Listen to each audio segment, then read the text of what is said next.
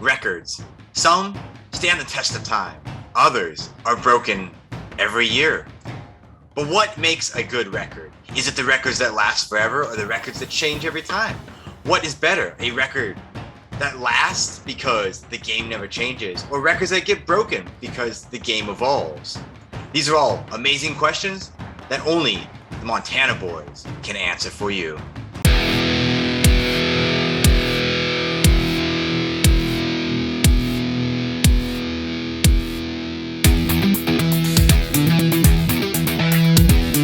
All right, welcome to Montana Boys Fantasy Sports and Card Challenge. We are here today for a special new version of our show, a new episode in the history books. Today is episode 1 of the Montana Boys Sports Talk. Today we are talking about records, sports records that should they be broken? Should they not be broken? How should they be broken? Some records have lasted forever. Other ones have lasted for a year. They get rebroken as the years go along. Just ask the NFL and their passing yards record that seems to be broken almost every year because the game keeps on evolving for passing. But then the bigger question really comes in, is it good for records to be broken after the game changes and evolves? This year, we now have 17 football games and for the regular season, which means that there's a whole nother game, which is likely going to involve records being broken. Will it be this year? Will it be next year? We don't know. But the one that brought us to this topic, really, Zach, was Derrick Henry this year. Derrick Henry right now is on pace to potentially break the record for most rushing yards in a single season. But will he be able to break it in 16, or will it take him 17? And if it takes him 17, is it as important and is it as valuable as if he broke it in 16? How about the records that do stand the test of time? You know, there's some records that, let's go to baseball, for example. Ty Cobb. Ty Cobb has some records that I don't foresee ever being broken. The guy had 511 wins. 511 wins. That will never be touched. It's crazy. And that's what makes, I think, this question to be so interesting is people get so upset about records being broken. A good example is going back in history of baseball, again, with Robert Maris, when he broke Babe Ruth's record of 60 home runs and he put up 61. And it was after the game had changed to 162 games. And they added another, I believe it was an additional 10 games to the docket that season. And he didn't break the record until after he had already went across Babe Ruth's time frame of when Babe Ruth did it in, because the season was different. Does that mean that the record is now invalid? They said it was actually for many years before they gave him his credit. Right, they did for a lot of years. They wanted to argue that he didn't do it in the same amount of time, which is a fair argument. It is a fair argument, but he still did it in one season. Yep. It's not his fault the game changed. He didn't ask, and I mean, he might have been all for it, but he wasn't the only reason there was 10 games added to that season. So I kind of see the argument from both sides, but it's a fair argument. I understand why people would want to argue on one side or the other side, because he didn't do it in the same amount of games, but he did do it in the same, in one season. But I would put this out there as my challenge to that. Instead of us asterixing the new players because of the nature of it, we should put an asterisk in the history book. We should put an asterisk now beside the players from history that did amazing things that are not being credited. Put an asterisk beside it. Put that little annotation on there, so that way we can go down and look and be like, oh, this guy held the record at a different time for a different purpose. We should not forget about him. We just need to recognize the fact that the game is going to evolve. The game changes. Right. I mean, like we just said at the intro, the NFL passing record gets broken almost every season, every couple of seasons now. Right. And it's simply because the game has evolved, and it has nothing to do with the number of games. No one back in the 1970s were going to throw, even if they had 17 games, likely going to throw for as many passing yards as what potentially Tom Brady or Aaron Rodgers might throw this season, or Patrick Mahomes, because the game has evolved and now includes throwing these long bombs that they didn't even know existed back in that day and era. Like it's a different game and it changes. Baseball's done it as well. And I would also venture to say, how about other rules that have changed? How about other things? Right now, if you look in the history books and you look at the home run record, you're not going to see Robert Maris as the home run record leader. You're going to see Barry Bonds as the home run record leader. And behind him is Mark McGwire. And behind him is Sammy Sosa. 3 players that come from a generation of the PED era. So should they still be ahead of Robert Maris? Should Robert Maris be the record holder to this day because he is the last person to hit that many home runs and not have a questionable behavior put around his era? So it's an interesting question. Yes, and I was just gonna say that. What about these guys that played in the PED era? It does that not put another asterisk next to their name? You know, so you had the Babe Ruth record. Maris broke it, but he did it in 10 more games. So people want to put this asterisk next to Maris because, well, Babe Ruth still technically holds the record. Okay, fair enough. But then we get into the 90s and in the early 2000s, the 80s. In that era, these guys were playing a different game as well. It was still baseball, but the game evolved. Yep. And these guys were hitting home. I mean, I can remember Barry Bonds when he hit I remember so much of it when everyone was talking about the PEDs and how he was a cheater and it shouldn't count. It shouldn't count. But, and I mean, this could go into a whole nother argument, but everyone in that era was around the same things. I mean, I don't want to say everyone because not every player was using them, but a lot were. A lot of guys we don't know about were using them too. So was it that he was cheating and playing above the game or anything like that? Or was it that he was keeping up with his competition? That's a different rabbit hole of a discussion to go down. Yeah.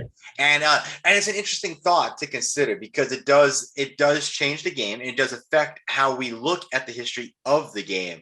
But baseball is not the only sport to have that, right? Like this now with the NFL, we're seeing it where this year potentially Derrick Henry could try and break that record for rushing yards in a season.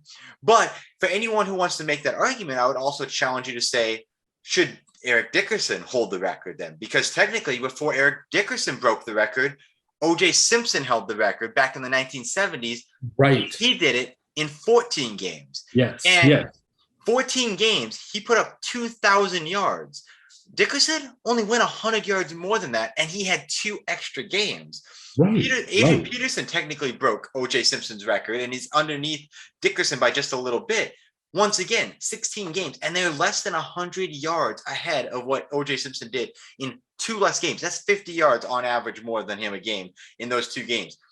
If you would have given 2 more games to O.J. Simpson, do you really think he would have been under 2,100 yards? I would argue he'd be at least 2,150, if not 2,200 yards in that season. So what happens that season if OJ plays 2 more games? What goes on there? OJ, you give him 2 more games in a season, and I mean, this guy might have ran for 2,300 yards. That's crazy. And to think 2,300 yards, even 2,400. Do you really think that someone is going to touch that record nowadays? I mean, who would you see doing that? I mean, Derrick Henry, I could see him doing it, but I don't think it would happen this year. And now you're talking 3 more games than that. I don't think that a guy even like an Emmitt Smith back in the day, would he have been able to do that? I really don't see it because Emmitt Smith, yes, he ran for more yards than anyone in history. And Emmitt Smith was amazing. He was, I mean, honestly, one of the greatest we've ever seen. Probably the greatest. You're right. Emmitt Smith, maybe. And I mean, I think even more than that, Dickerson, I think could have put up some more yards if he had another game. It's a huge what if, right? That's the world we live in, is you never know what could have happened. Right. And I mean, Dickerson's another one. I didn't even say his name, but man, Dickerson he was the kind of guy that probably could have done it. But again, you're talking about, OJ, gosh, I say that, but then I contradict myself because Dickerson probably, I say he could have done it, but he didn't. He did play 2 more games.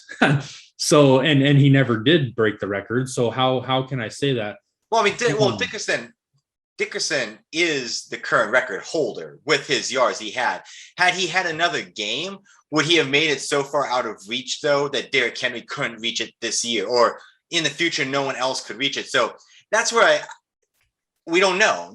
You'll never know. And that's why I think that records do have to stay on the way they do. You have to just let the records be what they are for the era that they are in.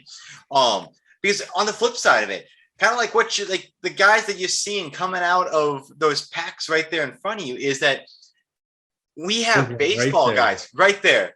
What I could not have spoken that into existence so much better than that just perfectly did.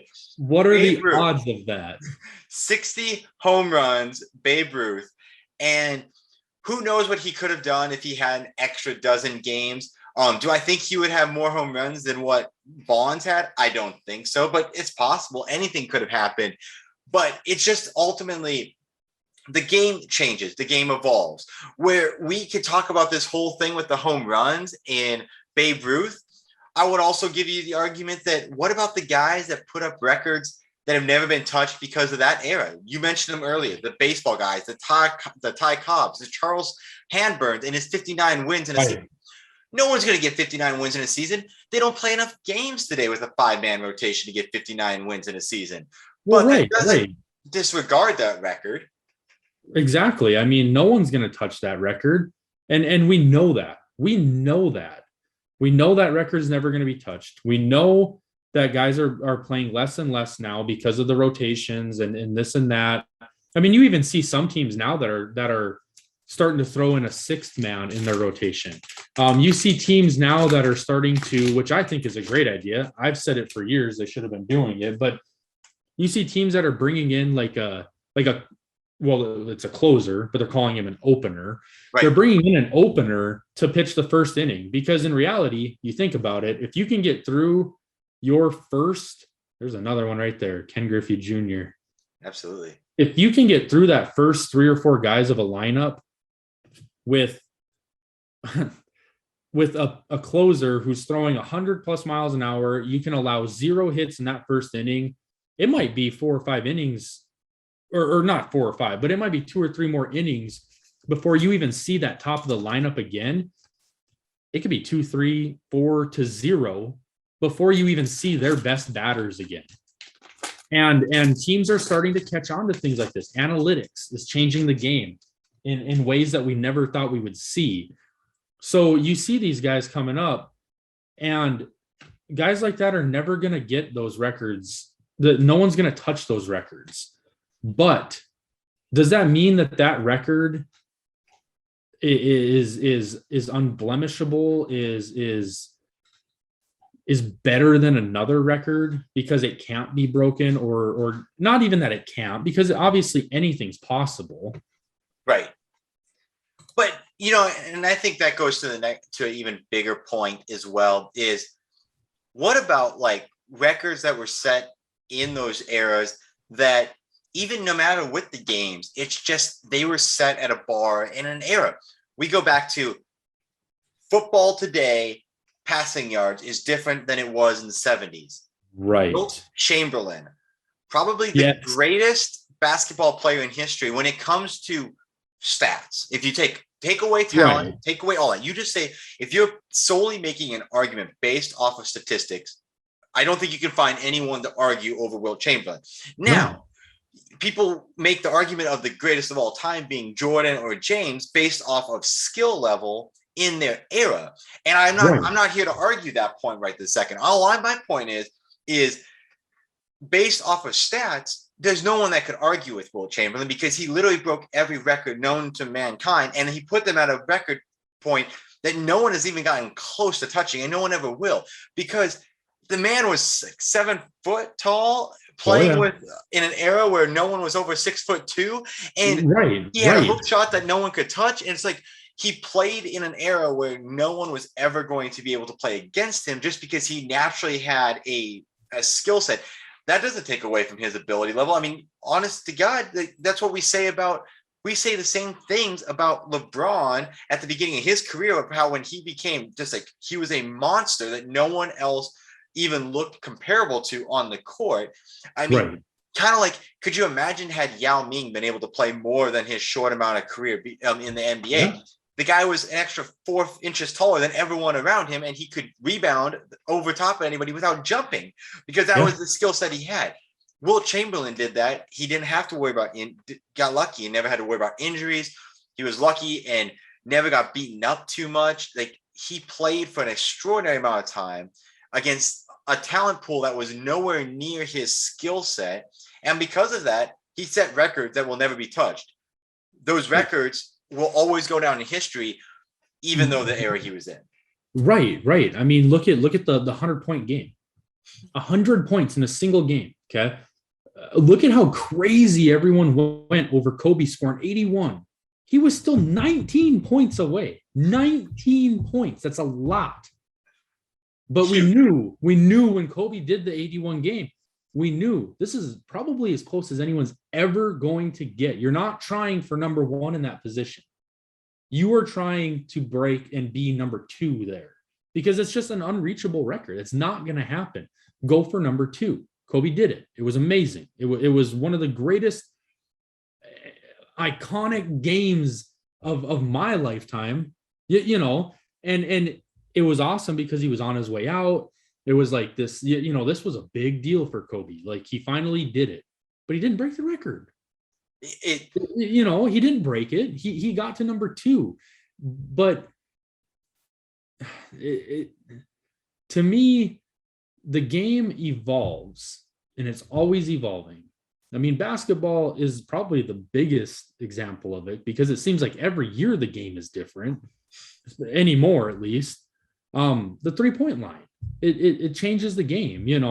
These records that you thought would never be broken are now, we're starting to see people get closer to them or even breaking them because of rule changes, because of added features. I don't know how you would word that, but the 3-point line in the NBA. Well, isn't that crazy though to think about it? Like, you added a 3-point line, which theoretically means getting to the same point number in essence could be done in 2/3 amount of work, technically, or 2/3 amount of shots, not work, but shots. And yet still no one has come close to touching the record that Wilt Chamberlain set for single season points. No one has come close. And he did not have that advantage. He did not have a 3-point line. And not to mention, even if he did, he didn't shoot that far out. I was just going to say, it didn't really matter one way or another. Been a 3-point shooter. He did that with a 2-point shots and free throws. And yet no one has touched him in 30 plus years now, 40. I think it's about 40 years now since the 3-point line has come into play. And no one has touched him. It is absolutely crazy to think. And so when we going back to the whole point of this conversation, and that is the idea of the records this year, the conversation of, do the records matter now in the NFL? Because there's a lot of fight against the fact that people didn't want the 17th game because they didn't want to ruin the history of the game. People said that when Robert Maris broke the baseball record, but he did it with 61 because that was the first season of the extra one, which is crazy to think. Like, what's the odds of breaking the record the first season you just happen to have more games? I mean, because we think about it, and like, I can go back and like, good example, Barry Bonds broke the record now almost 20 years ago when he broke. It was 2004, I believe, was when he broke the MLB record for home runs. 17 years later, no one has even come close to that record. Oh, not even close. I mean, since then, I don't think anyone has really even given a true scare to touching Babe Ruth's record or Robert Maris's record. Right. Or Mark McGuire's or Sammy Sosa's. I mean, no one is exactly. that to me shows that yes, these records were broken because of rule changes. Yes, they were broken because of PED use or 3-point line in basketball, whatever. Yes, rules or rules change. The game develops, it progresses, and records get broken. But when you start to look at things like how close has anyone ever come to Babe Ruth's record? But the Yes. top five, no one has even come close to fifth. That to me shows that, okay, yeah, some of those rules changed and caused those records to be broken, but that also proves to you that those players were above and beyond their competition. That's why no one's ever even come close to breaking the record that was broken, that was broken, that was broken, that was broken. And I think Because and the same thing can be said in football, right? Because right, Dickerson set the current record in 1984, and in right, 40 years, almost 40 years since then, the closest yeah, someone has come to it would be Adrian Peterson, who got 2,097 yards, and he was yeah. still 8 yards short. Okay, exactly. But how many guys have even gone over 2,000? Because Dickerson was what, the second player to do it. So you've got OJ, Dickerson, AP, Chris Johnson, Jamal Lewis, and Derrick Henry. And we might as well say it, and Derrick Henry. I think he's going to do it again. I really do.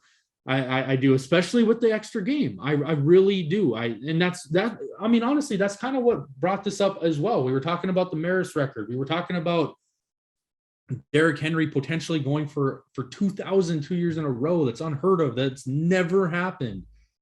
But I mean, you're talking about 6 players, and all the players that have played running back in NFL history, 6 of them have ever done this.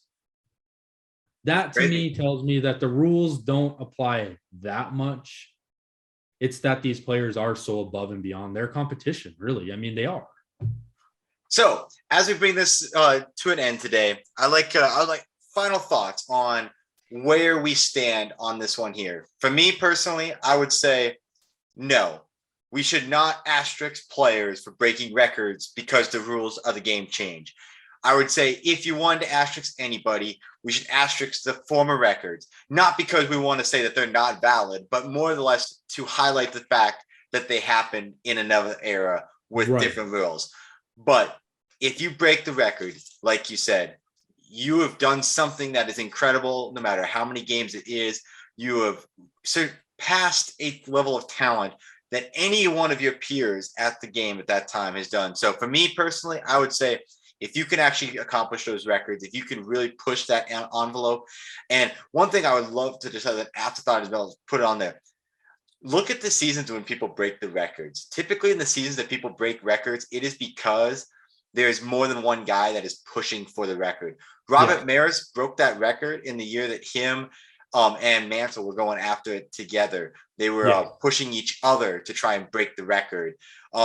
Barry Bonds, Sammy Sosa, Mark McGwire were pushing each other to break the record. Every year they were challenging each other. And honestly, the records probably wouldn't have broken otherwise. But Zach, I'll leave it to you. What is your thoughts? Do you agree with me on that? I think on this topic, I think we're pretty close on this one. I think to me, the rule changes, I know some people don't like it, some people do. I personally don't have a problem with most of them just because of the game. Times do change. Things do change. Now there's more health concerns in games that we didn't know of in the 70s. Things change. I'm not against rule changes. I also believe that players that break these records, like I said, I don't think it needs an asterisk. I think what we need to look at is like you said, we should actually asterisk the guys from the past, highlighting the fact that they did incredible things in their time, in their era. Guys now are doing incredible things in their era. The game is different. The players are different. The world around them is different. Like things are different now. But I also believe that the way I see it is these guys that we're talking about are so above and beyond their competition in the time that they played that why does it need an asterisk? Why does it need to be highlighted? Well, he did it in an extra game, or he did it in an extra 10 games, or he did it with a 3-point line and not just two pointers. Okay, but have you ever watched Steph Curry play? He's above and beyond his competition. Did you ever watch Barry Bonds play? You know, and that's a whole nother topic because people will bring up the PEDs. But like I said, so many guys were using it at that time. Let's not kid ourselves. To me, it's like these guys they are so much better than the competition around them that I don't think anything needs to be asterisked. I think we just need to highlight these players in the stats they put up and show people that, you know, Derrick Henry is one of the greatest running backs we've ever seen. Enjoy it while you can, because he's not going to play forever. You know, enjoy it, watch it, quit trying to break him down and take these things from him. Quit trying to take things from Barry Bonds and Mark McGuire and Roger Maris. You know, don't try to asterisk those things. Enjoy it. That's part of the sport. Absolutely. And thank you everyone for joining us to the conversation today. We'd love to hear what your thoughts are. So please add them to the comments below. We want to hear what you have to say. This has been fun. It's been fun getting with you, Zach, to talk about this great this topic that I know it means so much to both of us because we love our sports. We love all of our sports. We love records. We love watching records fall. I mean, I think that's part of the game, and we love it.